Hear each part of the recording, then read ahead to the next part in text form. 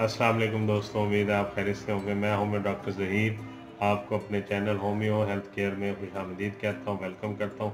आज का जो मालूमाती प्रोग्राम है वो ब्रोंकाइटिस यानी शदीद खांसी के बारे में होम्योपैथी की अद्वियात का है कि ब्रोंकाइटिस में होम्योपैथी की कौन सी अद्वियात इस्तेमाल करने से ब्रोंकाइटिस बिल्कुल ठीक हो जाता है। एक्यूट ब्रोंकाइटिस और क्रोनिक ब्रोंकाइटिस, ये दो किस्म के ब्रोंकाइटिस होते हैं।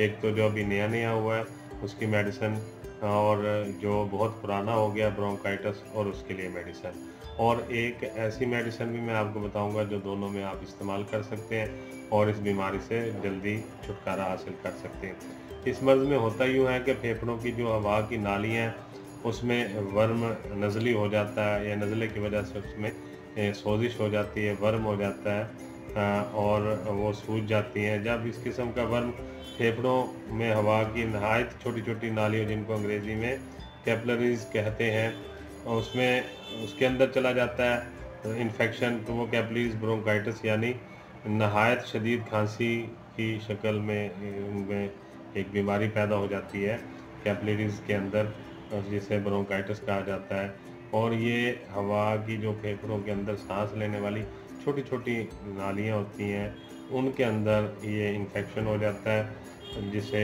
हम ब्रोंकाइटिस कह देते हैं, जिससे बड़ी शदीद खांसी आती है। इसकी शदीद अलामात मैं आपको बता देता हूँ। इब्तिदा में ज़ाहिर है खांसी होती है, फिर साथ बुखार हो जाता है, सर दर्द होता है, काहली होती है, आवाज़ का भद्दापन ख़ास अलामत है। मरीज़ बोलता है तो उसकी आवाज़ तब्दील होती है और आवाज़ बड़ी भारी और भद्दापन उसमें होता है, और इसके साथ साथ जिस्म में हरारत पैदा हो जाती है काफ़ी ज़्यादा, और सीने की दुखन और ठंड वगैरह की अलामात मरीज़ में आती हैं देखने में, और उससे बुखार हो जाता है और सर्दी भी लगती है। शुरू शुरू में रेशा या बलगम जो है वो पैदा नहीं होता और ना ही मरीज़ का निकलता है, लेकिन उसे एहसास ज़रूर होता है कि उसके अंदर रेशा है और वो निकालने की कोशिश करता है। लेकिन बाद में चंद दिनों बाद, 2 दिन या 3 दिन के बाद, ब्रोंकाइटिस में बहुत ज़्यादा रेशा निकलना शुरू हो जाता है और बहुत ज़्यादा बनना शुरू हो जाता है। सीने में ख़ासकर जो बालाई हिस्सा है, ये वाला हिस्सा, इसमें जकड़न मरीज़ को महसूस होती है, और वो हर वक़्त जो है तेज़ लेने की कोशिश करता है, उसे साँस लेने में भी दुश्वारी होती है, और वो हर वक़्त तेज़ तेज़ खाँसी करके उस रेशे को, जिसकी वजह से उसे रुकावट महसूस हो रही होती है यहाँ पे, उसको निकालने की भी कोशिश करता है। और जो है साँस उसका इसी वजह से वो तेज़ और बोझल हो जाता है, और साँस ज़्यादा तेज़ लेने से भी उसके जो फेफड़े हैं वो दर्द करना शुरू कर देते हैं। और एक इसमें ख़ास अलामत ये देखने में आती है कि साँस के साथ एक सीटी की आवाज़ भी आना शुरू हो जाती है बाज़ मरीज़ों में, हर मरीज़ में नहीं, लेकिन जिसमें इसकी अलामात बहुत ज़्यादा शदीद होती है, वो जब साँस लेता है तो एक सीटी की आवाज़ भी साँस के साथ निकलती है। तो मरीज़ को जो है खांसी बहुत ज़्यादा हो रहती है, और शुरू में तो ये 2-3 दिनों में खुश्क रहती है, लेकिन फिर बाद में बलगम का इखराज होना शुरू हो जाता है, काफ़ी मोटा और ज़र्द और पीप नुमा जो बलगम है वो निकलना शुरू हो जाता है, और इसका रंग भी जो है काफ़ी गहरा सब्ज़ या पीला कलर का जो बलगम है या रेशा है वो निकलता है। और मरीज़ जो है इसमें मैंने पहले बता दिया कि बुखार की अलामात देखने में आती है, इसलिए उसकी जो नब्ज़ है वो भी काफ़ी तेज़ चलती है, और 103 से लेकर 105 तक मरीज़ को बुखार हो जाता है। अगर इसका फ़ौरी इलाज ना किया जाए तो ये मर्ज़ काफ़ी ज़्यादा गहरा और सख्त हो जाता है। तो ऐसे में मरीज़ को फ़ौरन जो है उसका इलाज शुरू कर देना चाहिए। उसमें बहुत सारी मेडिसिन है जो हम आम तौर पे इस्तेमाल करवाते हैं।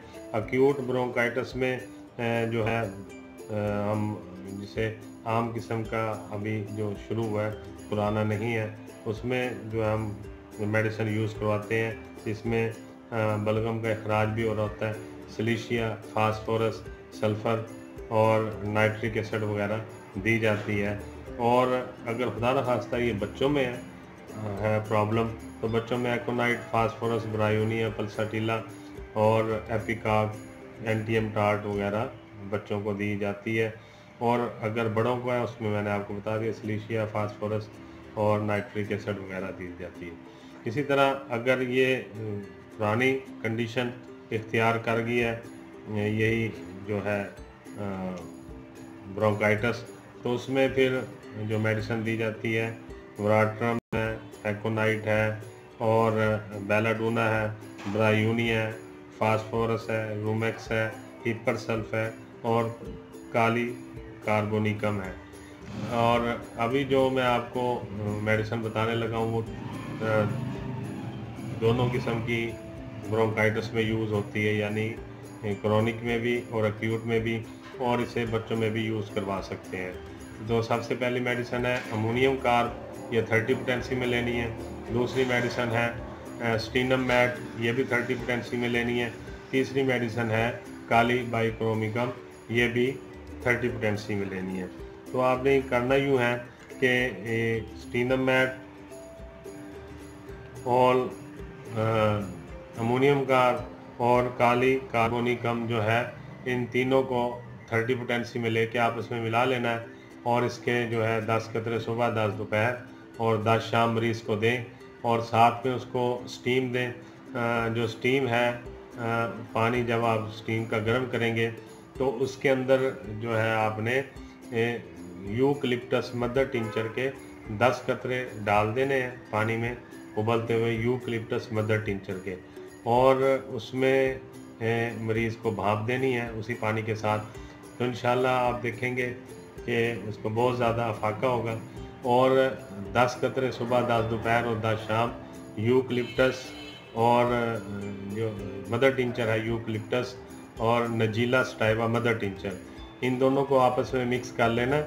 यूकलिप्टस मदर टिंचर या क्यूपोटेंसी से कह सकते हैं और नजीला स्टाइवा क्यूपोटेंसी से कह सकते हैं। बाद लोग नगीला स्टाइवा भी कहते हैं या नजीला स्टाइवा, जो भी आप इसका पढ़ लें क्योंकि इसके अंदर जी आता है। तो नजीला स्टाइवा या नगीला स्टाइवा और यूकलिप्टस मदर टिंचर, इन दोनों को आपस में मिला लेना है और 10 दफ़ा कम से कम या 20 दफ़ा अपने हाथ की हथेली पे आपने ऐसे झटके ज़रूर देने हैं। जब इन दोनों को आपस में मिक्स कर लेना 20 दफ़ा हाथ की हथेली पे शीशी के पेंदे को झटका दे के, जिसमें आपने नजीला स्टाइवा और यूकलिप्टस मदर टिंचर डाले हैं, उसको हाथ की हथेली पे 20 झटके ज़रूर दें। तो उसके बाद 10 कतरे सुबह, 10 दोपहर और 10 शाम मरीज़ को इस्तेमाल करवाएं। और अमोनियम कार्ब, स्टीनम मैट और काली बाइक्रोमिकम जो है, ये भी 30 पोटेंसी में लेके इन तीनों को मिला के 10 कतरे सुबह, 10 दोपहर, 10 शाम दें। और जो स्टीम देनी है उसमें यूकलिप्टस मदर टिंचर के 10 कतरे पानी में डाल के वो स्टीम भी दें।